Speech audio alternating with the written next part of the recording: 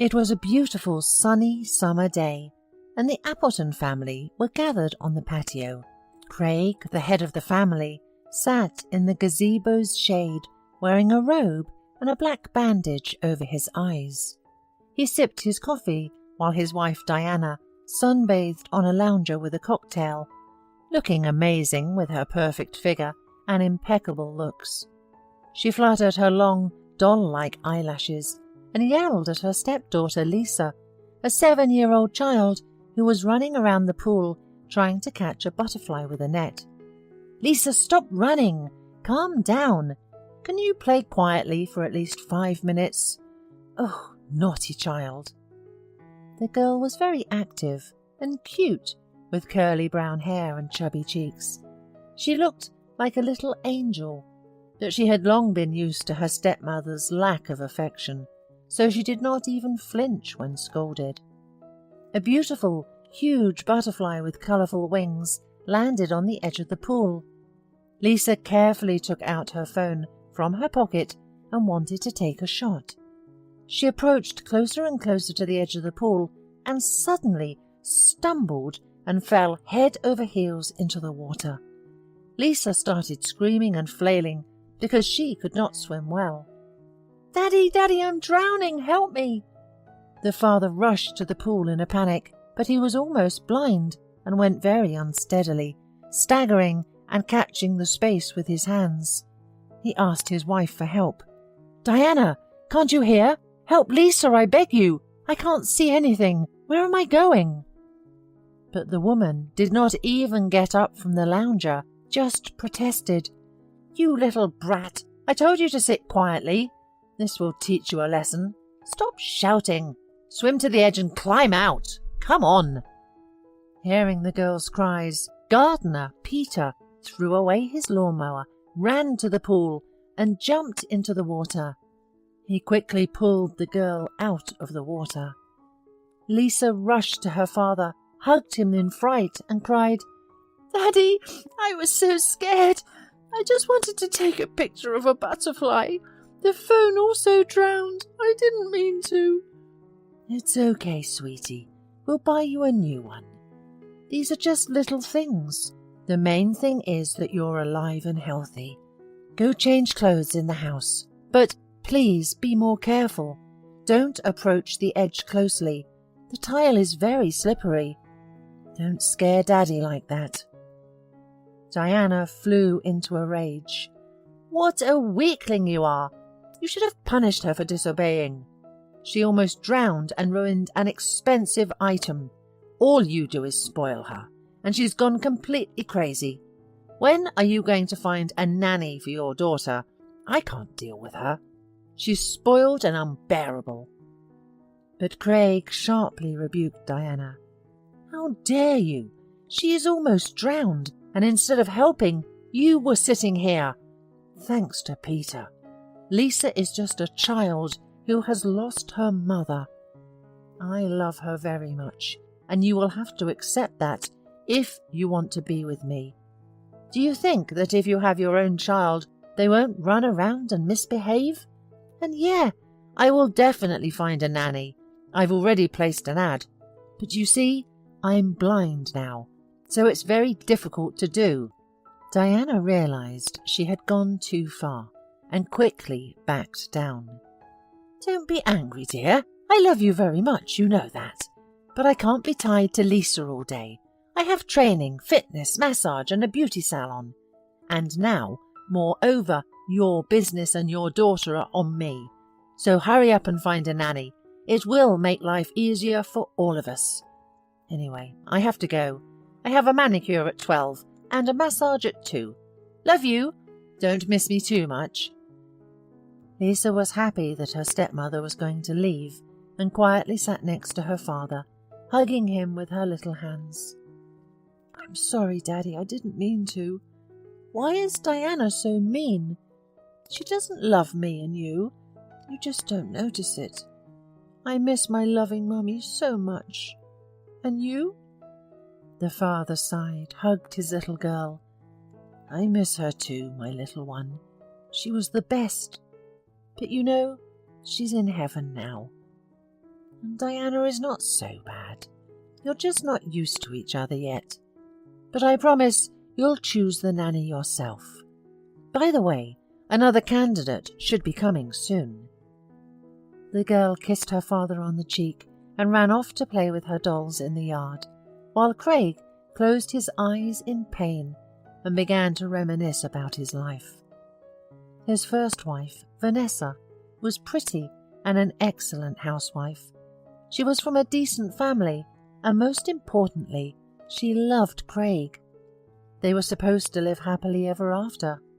But no, 2 years ago she died of a serious genetic illness, and it all started after childbirth.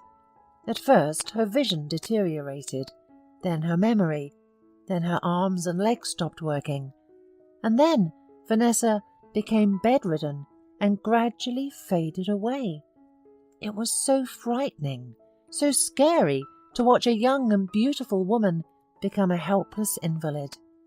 And Craig literally howled with helplessness, because no matter how much he spent on the medicine in the world, he couldn't get her back on her feet. After Vanessa's funeral, their daughter withdrew, cried for a long time, and still mourned her mum. Craig also thought he would never be able to live with anyone else. But one day, at a business dinner in a restaurant, he saw Diana. She was sitting with a friend, drinking martinis and chatting merrily about something.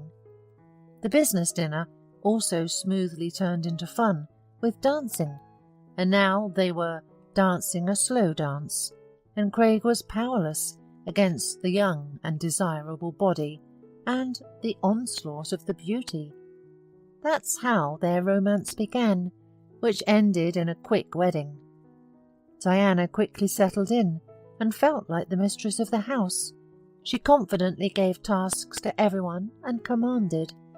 But she and Lisa just couldn't get along. And it was mutual. To be honest, Craig believed that Lisa was just jealous of him and his new wife, and that it would pass with time. But even after 2 years, the situation did not improve. The stepmother and stepdaughter openly fought. And recently, 2 weeks ago, that terrible incident happened. Their driver, Tim, asked for some time off for personal reasons, and Craig had to get behind the wheel himself. At work that day, a businessman stayed late.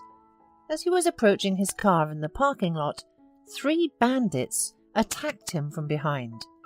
He started fighting, but one of the criminals sprayed pepper spray directly into his face. Fortunately, a patrol car passing by scared off the hooligans. However, the eye's burn turned out to be so serious that Craig almost went blind.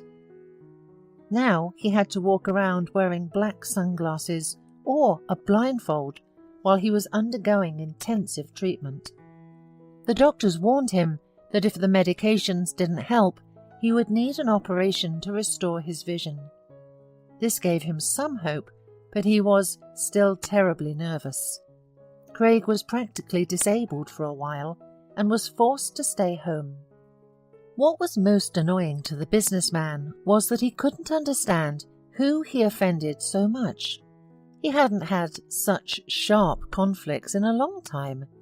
Now he had to manage the company from home, talk to partners on the phone, and hold online conferences. Surprisingly, his wife, Diana, quickly got involved in the business and plunged headlong into this. Craig's thoughts were interrupted by a pleasant voice. "Good afternoon. Are you Craig Appleton?" "My name is Carol. I came for the nanny vacancy. I am scheduled for 12 o'clock. The businessman smiled. He couldn't see his interlocutor, but for some reason he decided that she was a pleasant young girl. He started asking questions. "Carol, how old are you? Have you been working with children for a long time? Do you have recommendations from your previous job? And what kind of education do you have? I just love my daughter very much, and I want to find a real professional for her." Carol sighed. "Then I probably won't suit you. I have no recommendations. but I love children very much and am ready to work for a small fee. I have already met with Lisa. She's a wonderful girl. I promise to be with her all the time, to teach her." At that moment the girl ran up. Seeing that her father was hesitating and frowning, she started speaking cheerfully, winking at Carol. "Daddy, let's choose Carol. I really like her. And by the way, you said recently that I would choose a nanny myself, didn't you?" The man weighed all the pros and cons. Carol seemed too young for a nanny, only 23, no experience, no recommendations at all. Who knows what kind of person she is? But her voice, what a wonderful voice she has. And Lisa really liked her. This was the first time. Oh well, what will be will be. "Okay, Carol, you're hired, but with a trial period. You can start right now. There's a schedule of lessons and a daily routine in Lisa's room. Plus, you'll have to take the child to dance and drawing classes, walk with her, help her with her homework, make sure she eats well, and report to me about any changes in her health. Is everything clear?" The girl almost cried with happiness. She really needed this job. "Thank you. You won't regret it. I'll try very hard." From that day on, Carol started working for the Appleton family. She did an excellent job. Lisa simply adored her. She didn't pressure her, didn't scold her. They were more like friends. If Carol noticed that Lisa was starting to slack off or didn't want to write the unfortunate letters, she would resort to a trick. She would immediately organize a competition. "Okay, whoever completes the task faster and better will get the biggest and most delicious vanilla ice cream. And whoever loses will have to eat oatmeal for 2 days. Personally, I hate oatmeal. What about you?" Lisa panted and wrote those hateful letters of the alphabet, trying to outdo Carol and not eat unpalatable oatmeal. Craig was happy with the new nanny. His daughter was doing well academically and had a good mood. In the evenings, she enthusiastically talked about Carol, teaching her how to make a fancy hairstyle or create macrame. Only Diana was not thrilled with the new nanny and kept muttering, "You choose a strange nanny for Lisa. Not only is she a young upstart, but she spoils your daughter more than you do. What kind of upbringing is that? We need to be stricter with Lisa, otherwise she'll just relax." The girl started to ignore me. Before, at least, she would get angry, but now she just keeps quiet and goes to Carol. Craig laughed and said, "You will not be contented with anyone, my dear. No nanny is bad, but having a nanny is also not good for you. If Lisa is rude, you don't like it. If she doesn't say anything, also bad. Maybe you just don't want to find a way to connect with the child." Diana pursed her lips and grudgingly fell silent, thinking to herself, "Do whatever you want. Just keep that annoying girl away from me. I'm so tired of her." There was a grand piano in the mansion, and Craig used to be a musician in the past. Sometimes he felt nostalgic and played some melodies on it. But when he heard Carol and Lisa playing the dog waltz together on the piano and laughing merrily, he almost fell off his chair. He asked Carol, "Carol, do you play the piano? I'm pleasantly surprised. I was a musician in the past too. Play something else. I'm curious to listen." The girl blushed and replied, "I'm not a specialist. I just had a good music teacher in the orphanage. She taught me and said I had talent, but I really love music, especially this melody. It touches my heart." And Carol played a slow and romantic tune. And Craig literally fell into a stupor.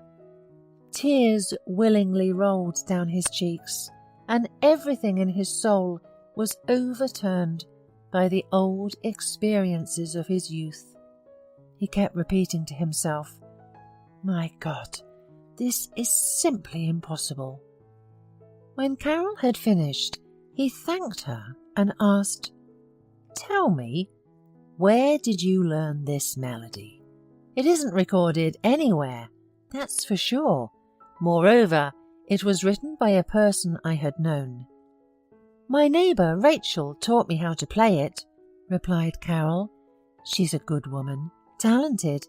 If you could hear how she plays. But she has a lot of trouble now. Her son was taken away, and she was fired from work for no reason. She's in deep depression.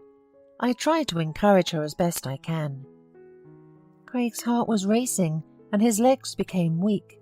He asked for more details. "How old is your neighbour? What's her last name? How old is her son? Why was he taken?" Carol sighed. "Rachel's last name is Lesnikova. She's about 30. I didn't ask, to be honest. And her son's name is Adam. He's 9 years old. He's such a wonderful boy, smart and serious beyond his years. I don't know if Rachel was married or who Adam's father is, but she once mentioned her first and tragically failed love. Last time, Rachel worked as a music teacher in a private school.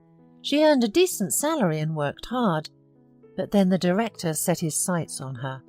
He is already married, over 50, with even grandchildren, and he kept harassing her, threatening that if she didn't agree to sleep with him, he would make her life so miserable that she would come crawling to him, begging for intimacy.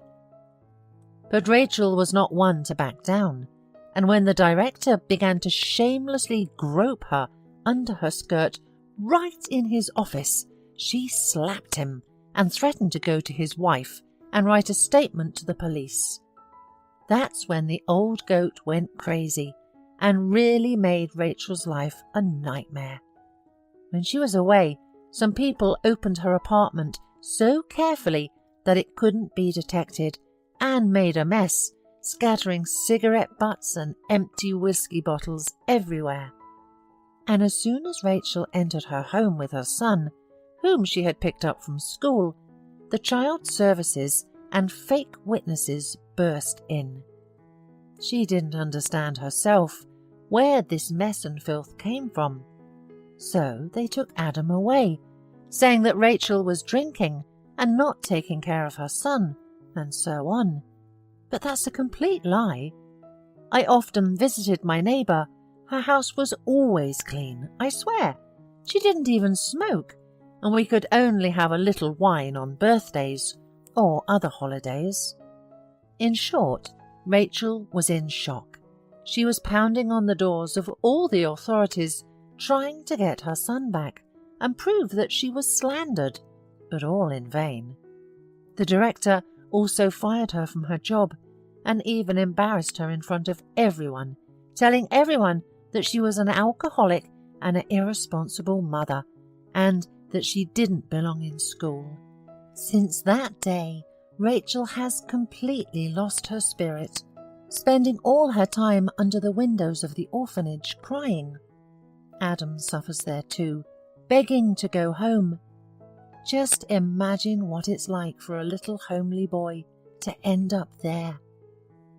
They only show how wonderful it is on TV, how the children are well fed and dressed there. I was an orphan and had been living there. It's a nightmare. I feel so sorry for both Rachel and Adam. I would personally strangle this mean old man with connections who ruined my neighbour's life for his lust. Craig was shocked with what he had listened, and tears flowed from his eyes, irritating his already damaged eyes. Everything matched. It couldn't be true. He asked it with a trembling voice. "Carol, I beg you, bring Rachel here tomorrow. I really need to see her, or at least hear her. You see, we had known each other, but it's a long story. Just do as I ask." The girl was very surprised, but nodded. "Okay, as you say. I'll come with her tomorrow morning, if she'd like to, of course. But how do I explain everything to her?" The man said with a breaking voice. "Just tell her that Craig is waiting for her." When Carol came to feed Lisa lunch, Craig locked himself in his office, clasped his head in his hands, and began to remember his youth and Rachel. Craig grew up with his mother alone. He never knew his father. In childhood, she told him fairy tales that his father was a polar explorer, a geologist.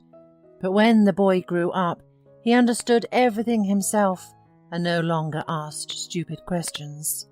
From early childhood, Craig adored music. He could sit for a long time and listen to a favourite melody, and once, when he and his mother were visiting acquaintances, the 5-year-old boy sat down at the piano and, simply playing the keys, could play a simple tune.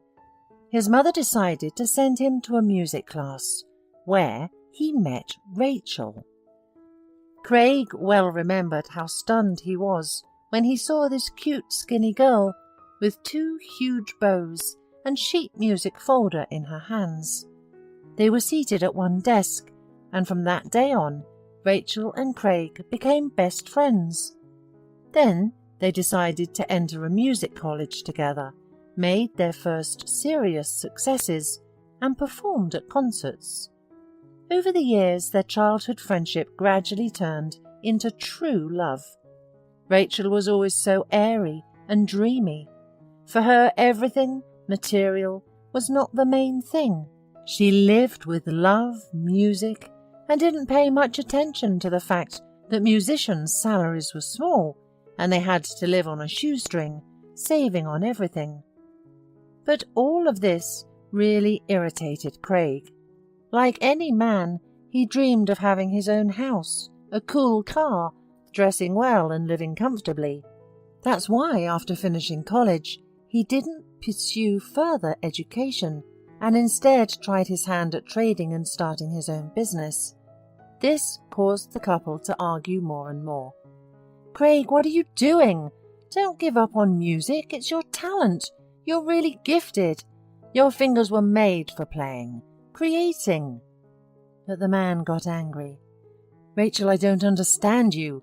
You're not of this world. Don't you see that we're poor? How and what are we going to live on? On the few pennies we earn from music? Who needs those concerts now? I work to give you these gold earrings, to dress well and eat well. Another girl would be happy with that. And you? You could give private lessons and earn good money yourself instead of trying to teach me how to live." Rachel was deeply offended, took off the earrings and threw them in her fiancé's face. "Take them! They're not a gift if you're going to use them against me. Maybe it's better for us to break up. I don't understand you. I don't know what happened to you, why you've changed so much. You've become harsh, dry and soulless. I want a quiet, simple family life. I don't need wealth. The main thing is loyalty, trust and love. And you've gone crazy, obsessed with these monies. You disappear for days, your eyes are red, you've completely given up music. When was the last time you sat down at the piano? I won't give private lessons. I won't take money from children." Craig waved his hand angrily. "Well then, leave. Live your life the way you want. But you'll regret leaving me. I'll become a big businessman. Then we'll see."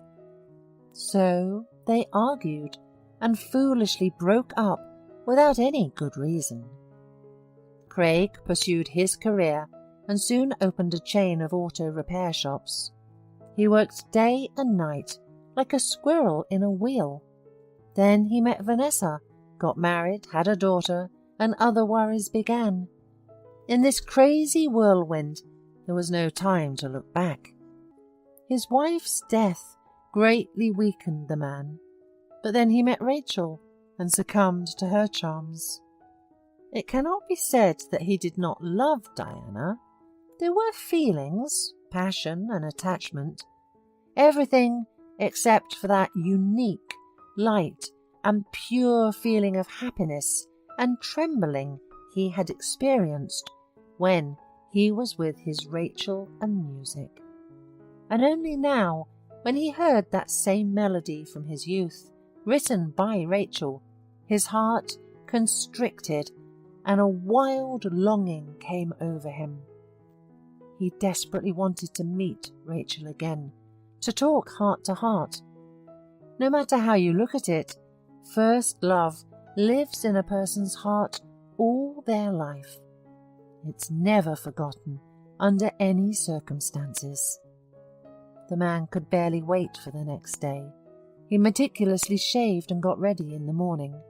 He couldn't wait for Diana to leave for the beauty salon.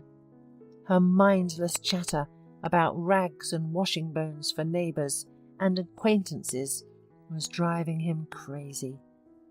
Carol took Lisa to school and returned home not alone, but with Rachel. Though Craig could only see a blurry silhouette, the light scent of her floral perfume and her gentle, bell-like voice hadn't changed. The woman exclaimed, "Craig, is it really you?" When Carol told me yesterday that Craig wanted to meet me, I was surprised. "And you've changed so much. You've become a brutal and prominent man. What happened? Why did you want to see me? And why do you have a black bandage over your eyes? Are you sick?" Craig listened to her words and tears streamed down his face. He took Rachel's hand and felt its softness and delicacy with long fingers made for music.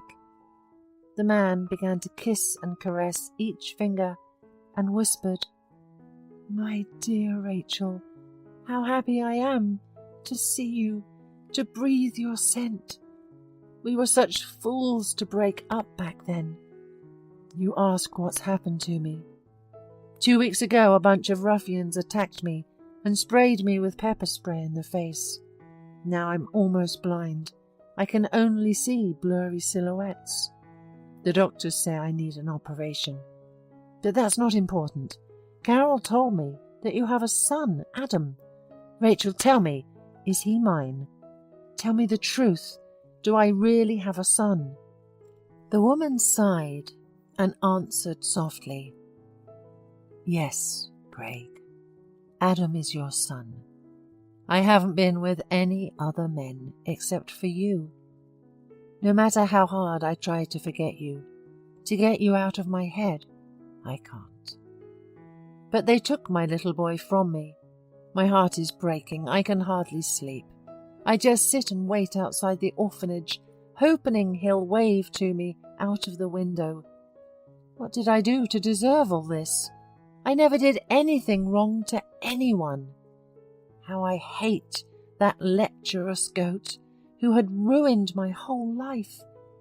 He's paid everyone off just to hurt me as much as possible. I'm so desperate that I'm about to agree to his terms, just so he'll give me my son back. There's no other way." Craig squeezed her hand tightly and almost shouted, "No! Don't even think about it. I'll help you get your boy back. Give me all his information, and yours too. I'll find the right people, hire the best lawyers, and together we'll bring down that wretch. I have connections in the police department. Remember Henry Black? You won't believe it, but he's already a police captain. So don't worry, I'll get Adam back. I won't let my son wander through orphanages. Please trust me, Rachel. Everything will be fine. I've never met anyone like you, and now I won't let you go. Know that." They said their warm goodbyes, and Rachel truly regained hope. Craig called Henry, and he quickly agreed to his classmate's request, suggesting that they carry out the operation. Rachel had to call the director and pretend to agree to his terms and set up a meeting. They gave her a microphone, and her task was to make her boss confess to everything. Then he can be caught. And so she did. Rachel was distressed, but she was ready to do anything for her son. She took a deep breath and resolutely dialed the director's number. He reluctantly answered. "You finally agreed, stubborn girl? Or why are you calling?" Inside Rachel, anger boiled and she could barely hold herself back. But she answered as gently as possible. "Edward, I beg you, give me back my son. I agree to anything. Let's meet. Tell me where and when." He smirked. "Well, let's meet. Tomorrow at 6 in the evening in my office. There's also a comfortable couch for discussions. I'm waiting for you, my sweet little bird." Rachel felt sick from the lecherous man's words, but she pulled herself together, dressed as provocatively as her upbringing allowed her to, a blouse with a deep neckline, a pencil skirt and high-heeled shoes. She applied more lipstick to her already plump lips, carefully hid and checked the recording device, and went to the director on shaky legs. The detective said that if the situation got out of control, Rachel would open the window. The woman knocked and entered the office. The director was sitting in his chair, lounging and grinning hungrily. He appreciatively looked Rachel up and down and said, "Good evening, my little bird. I see that the situation has been good to you, and you've become more talkative. Good job. It's been a while. Ooh, what an appetizing body. I'm burning up. Come on, take off your clothes and let me admire you." Rachel nearly choked on his audacity and was petrified. What if he attacked her? But the thought of Adam and the operatives outside gave her courage, and she started taking out champagne and sweets. "Edward, why so fast? I can't do it that way. Let's drink. Relax." He didn't object, uncorked the champagne, poured alcohol into glasses. Meanwhile, Rachel got to the point. "Edward, before we, I must be sure that you'll give me back my son. Can you promise me that? I know you're the one who's responsible for what happened, but how did you manage to do it? I don't understand. How did you manage to tarnish my good name?" Edward grinned. "You should have been more agreeable from the start. Then there wouldn't have been any problem. No one has the right to turn away from me. Do you think that my secretary and the physical education teacher work here for nothing? They turned out to be smarter than you, and now receive excellent salaries and a regular bonus. As for you, there's nothing complicated. My good and very close acquaintance works in the guardianship authorities, and it was thanks to my patronage that she got there. So she paid me back. She put your boy in an orphanage, and I hired bandits and witnesses to that mess in your flat. Money solves everything these days, believe me. Well, I liked you. I fell for you. So the more pleasure you give me, the faster you'll get your son back. So, are you relaxed now? Take off your clothes. You talk too much." Rachel realized that she couldn't delay any longer. Pretending to unbutton her blouse, she walked over to the window and opened it quickly. She began to pray and wait for the police officer to arrive. The director completely lost control and, with surprising agility for his age, ran up to the woman and began to indecently touch her, trying to rip her blouse off. Rachel started screaming and fighting back, repulsed by the old man. Edward began to push her, knocking everything off the table. "Shut up, you fool! There's no one here anyway. Even the janitor has left. Why did you decide to fight again? Have you lost your mind?" At that moment, the flimsy door burst open with a crash, and the operative burst into the office. He swiftly arrested the scoundrel and rebuked him. "Shame on you, engaging in such indecent behaviour at your age. And you're a married man. You already have grandchildren. How will they feel about learning what their grandfather has been up to?" The director cursed and struggled to break free. "You had me wrapped around your finger. You'll pay for this. I have connections, you know." The policeman quickly shut him up. "We'll deal with your connections later. How did you manage to take this woman's child and cover it up?" Rachel finally relaxed, exhaled, and burst into tears from the stress she had just endured. "Will they return Adam to me now? He confessed to everything, didn't he? Did I do everything right?" She handed the officer a recording device. He reassured her. "We'll sort everything out. I think you'll be reunited with your son soon. Don't worry. And we'll send the scoundrel to prison. People like him belong behind bars." The case made headlines, and the lecherous director was convicted. The townspeople were outraged that he had worked at the education institution for so many years. Rachel was reinstated at work, and her good name was restored. Most importantly, she was reunited with her son. The woman wept and kissed her little boy without stopping, and he couldn't let go of her embrace either. Meanwhile, Craig eagerly awaited the meeting with his son. He was so absorbed in Rachel's problems that he had completely forgotten about Diana. But she had been watching everything from the sidelines and decided to clarify the situation. "Darling, what's going on? You're always on edge making phone calls and talking about Rachel and her son. Can you explain something to me?" The man couldn't see the young wife's contorted, angry face, but he strongly felt the hatred and anger emanating from her. At that moment he realized he no longer wanted to live with her.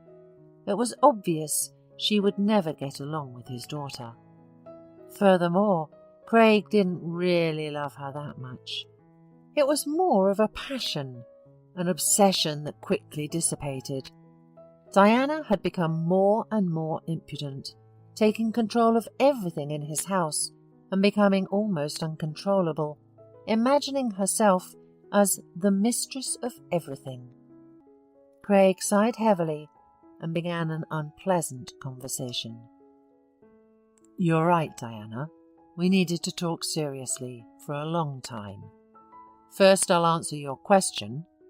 Rachel is my first and long-standing love. We studied together at the music school. Then we foolishly broke up. It turned out that she was already pregnant, but didn't even know it yet. She gave birth to a son named Adam. So now I'm the father of 2 children, Lisa and Adam." Diana exploded. "Even better! Are you saying that besides your spoiled daughter there will also be a boy living here? That's terrible! I don't even want my own children yet, and you're pushing someone else's on me." Craig bitterly smiled. "You didn't listen to me, Diana. Our romance spun so fast and quickly that I couldn't even understand anything myself. But the passion quickly faded, and 2 years later we are almost strangers. You don't get along with Lisa, and apparently you're not going to find an approach to her. When I saw Rachel after many years, I realized that I still love her, like in my youth. I understand it's unpleasant for you to hear this now, but I'm not going to lie. Tomorrow I'm going to talk to the doctor about the eye surgery, and then we'll probably have to part ways.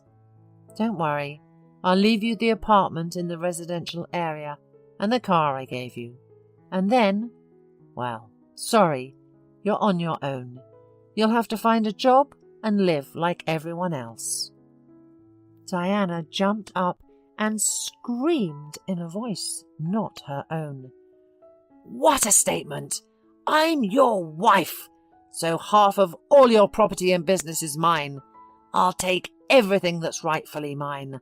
Ungrateful! I've been living with you for 2 years, putting up with your unbearable daughter. At least you could say thank you. By the way, I'm not going to live with you anymore either. I don't need another burden on my shoulders. I'm only 25 years old, my whole life ahead of me. I want to have fun, enjoy life, not take care of someone else's children and a blind husband. Here, Craig couldn't take it anymore. So that's how you talk. While I was healthy, giving you gifts, buying you gold, being a good husband. Now that I'm disabled, I'm not good enough for you. Well, then we can say goodbye right now. I won't keep you any longer. Diana realized she had said too much and changed tactics. Honey, wait! Let's stop now. We both got angry and said too much. Let's wait until you get better and recover before we have this unpleasant conversation, okay? Craig, don't rush into surgery. The doctor said a month, not earlier. Otherwise, God forbid, there may be complications. Come to me. I'll kiss you.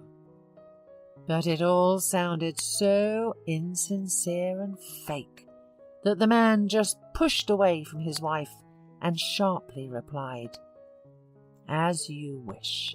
I've said everything. Sorry, I need to listen to the recording of the meeting sent by my deputy.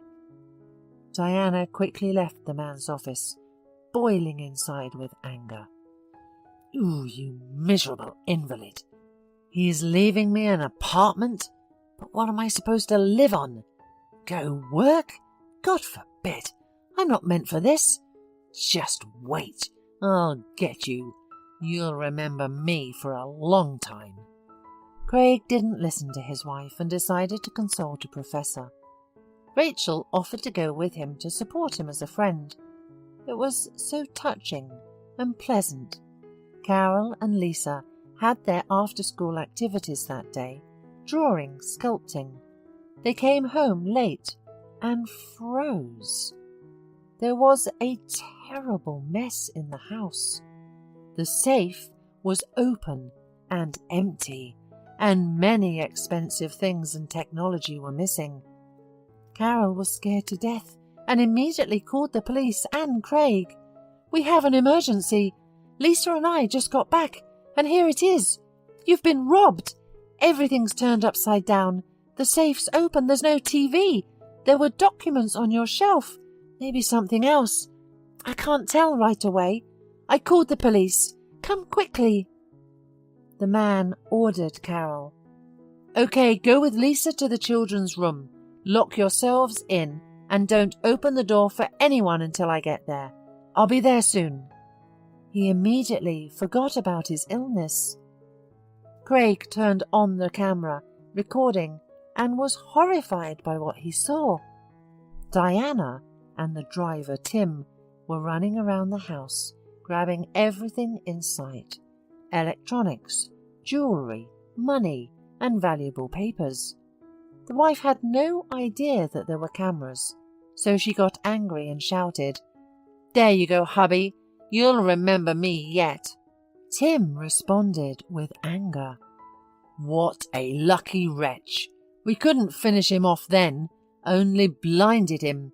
Otherwise, we would have sent Lisa to a shelter and lived here like kings. And where did the patrol come from? They never passed by there before. Diana shouted at Tim to hurry up, since the nanny and Lisa would be back any minute. They needed to sell everything quickly and order tickets to a warm place. Craig was in shock. The police quickly took the fingerprints and rushed to catch a couple of lovers. Craig's daughter hugged and comforted her father. "I told you a long time ago, Daddy, that Diana doesn't love us. She's mean and bad, and you didn't believe me. You'll kick her out now, won't you?" Craig kissed his princess. "You're growing up so fast. Yes, Diana won't be living with us anymore. But I would like to introduce you to a nice woman. Remember when she came to visit us once? Her name is Rachel, and she has a son, Adam. He's your brother. It's a long story. You'll understand when you're older. I really hope you two get along.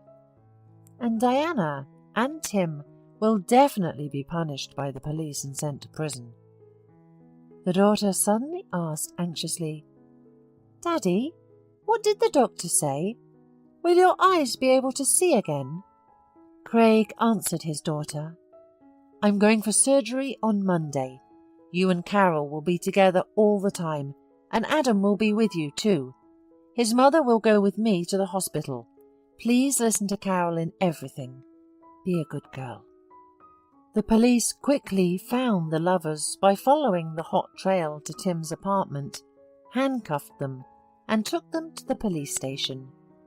Now both of them faced a decent sentence for attempting to harm Craig and stealing from him. Diana was in a panic. The grey, damp government walls, the dirty mattress, and the terrible gruel filled her with indescribable horror. Only now did she realize what awaited her.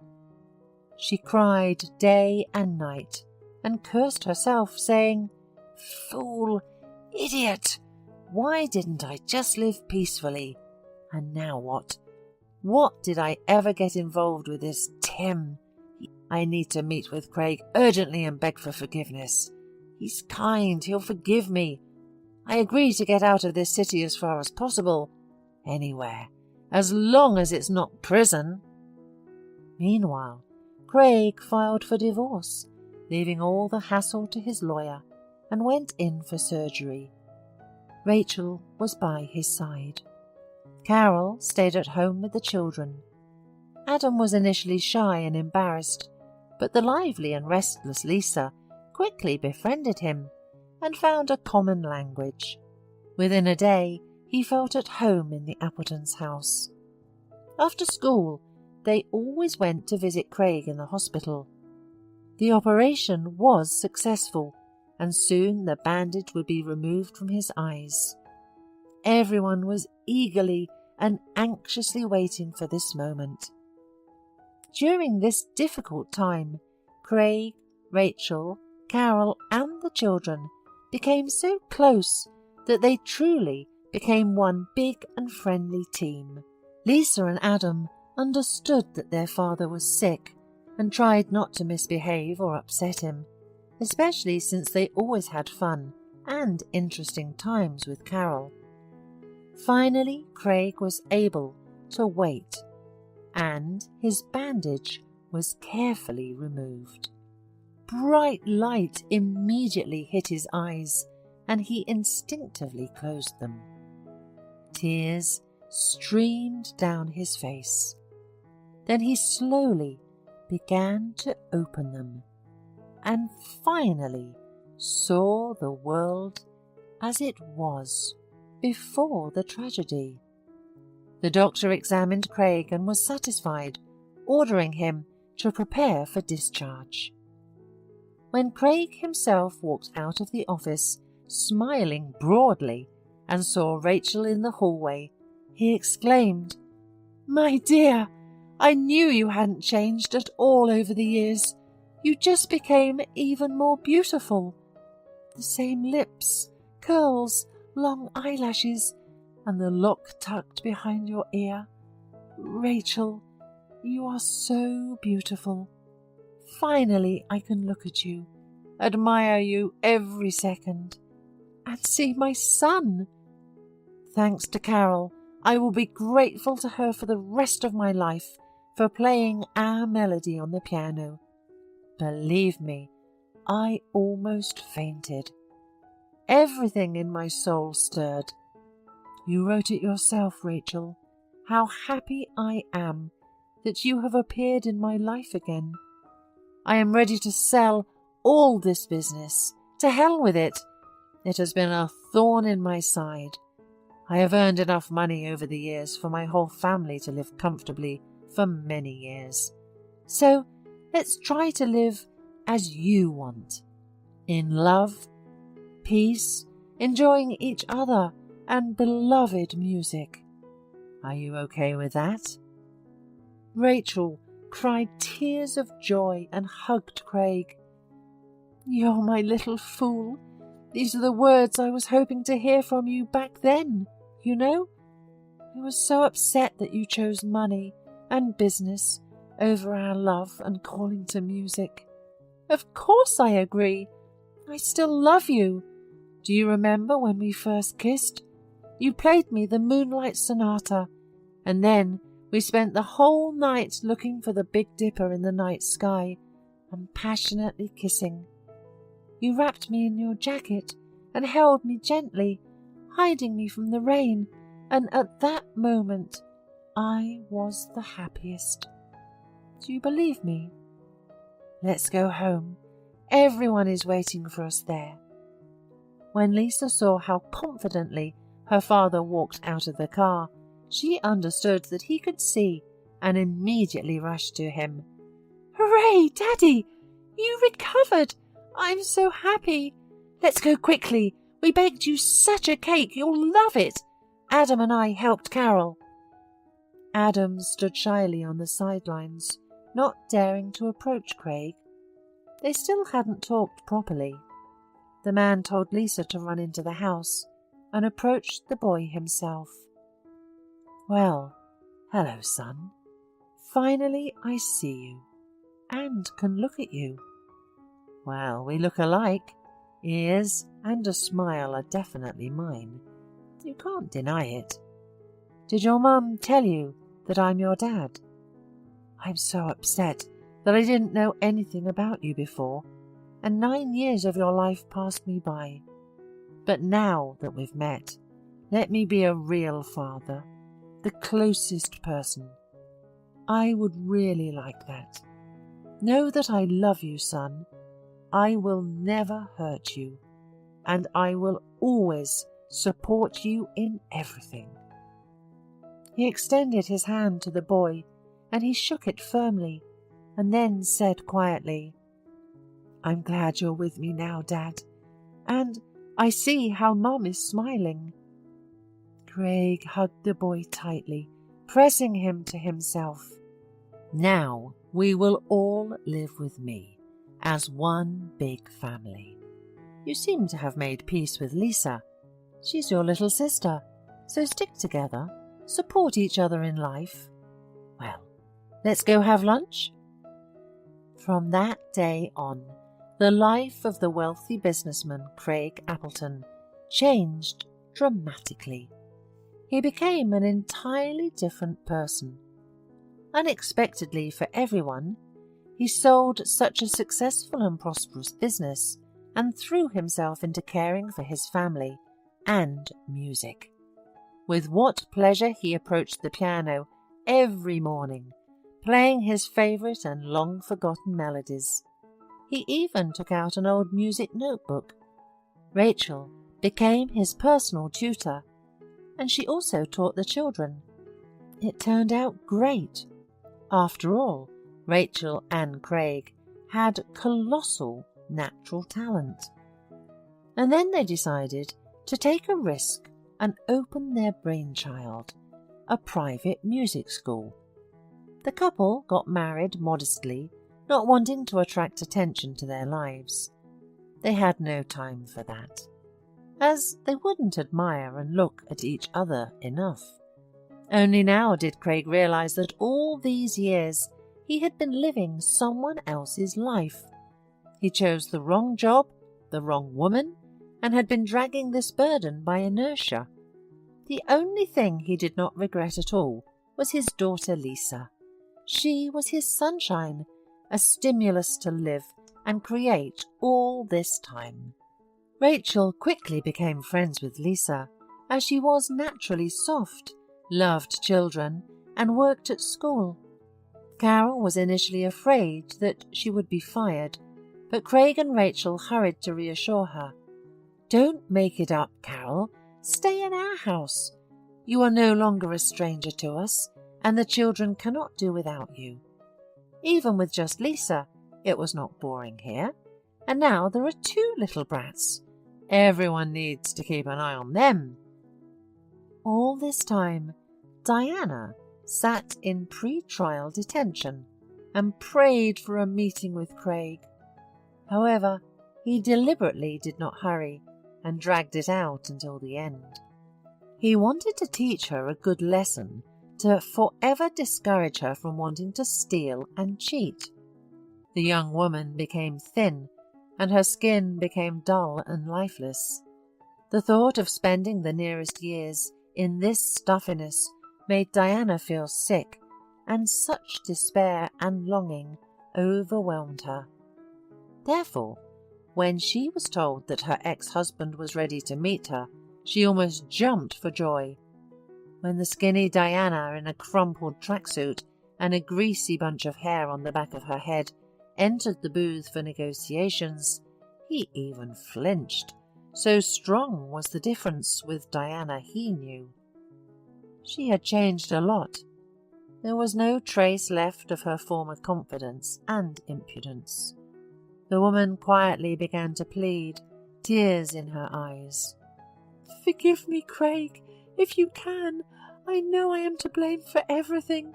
Now I am left with nothing.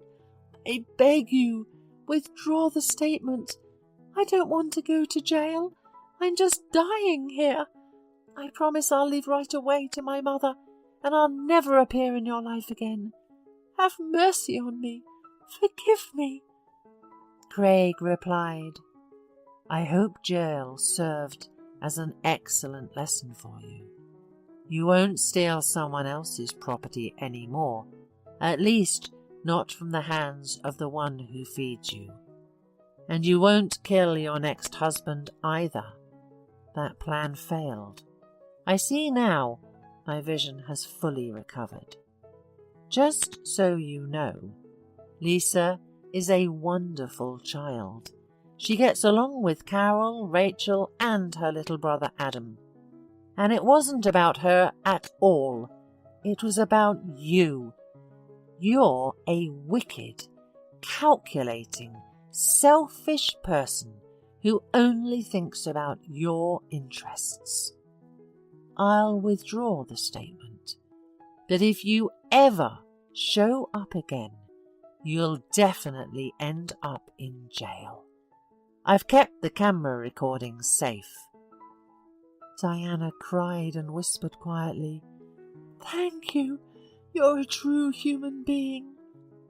The Appleton family lived in peace and harmony, and now many people in the city and their children wanted to attend their music school.